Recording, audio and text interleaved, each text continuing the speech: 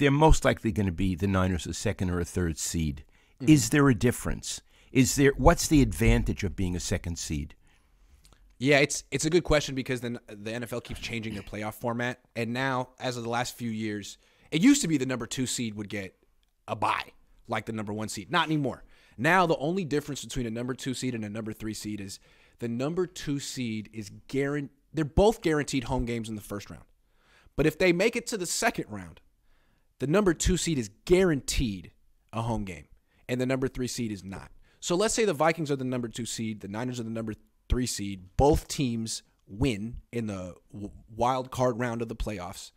Then the next game would be in Minnesota.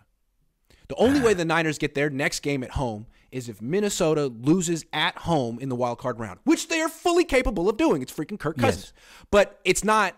They would need help to get that second home game. And let's say they have to go to Minnesota. Minnesota's a good team. The Niners could certainly beat Minnesota. But now they're in a dilemma. Do you come back to the West Coast? Because you probably you might have to go to Philly the next week. Or do you stay in Youngstown? It could get exhausting. The travel adds up. So it's an advantage to be the second seed. Yeah, absolutely. You want that. And you expect the Niners to play hard to be the second seed. Yeah, I mean, they can do stuff like limiting Christian McCaffrey's touches and be prudent and still win the next 2 games. It's the Raiders and the Cardinals. They can win these 2 games. Well, the Cardinals have already cashed it in. They're done. And people can correct me if I'm wrong, but I believe, well, it'll depend how it plays out. But I think if the Niners and the Vikings end up with the same record, that the Niners would be the number 2 seed, because I'm looking right now and it looks like the Niners are 9-2 in the NFC, while the Vikings are 7-3. And I think that's the tiebreaker if they haven't faced each other.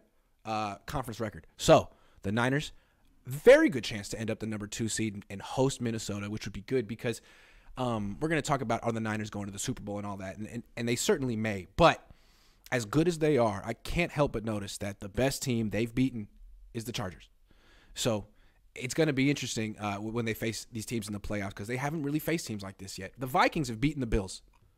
So just saying. And, I will talk about it later. So I'm just saying they really would benefit from getting that number 2 seed. And they might. Okay. That's important, and I'm glad you explained it. That's sort of like accounting. We were doing accounting on your books because I didn't understand that stuff, and I bet some people didn't either listening. Yeah. Excuse me, guys. You could argue that part of the reason the Niners fell apart in the NFC Championship game last year was it was their 4th consecutive road game. It's exhausting. Yeah. Yeah. You never have to do that in the regular season for a reason.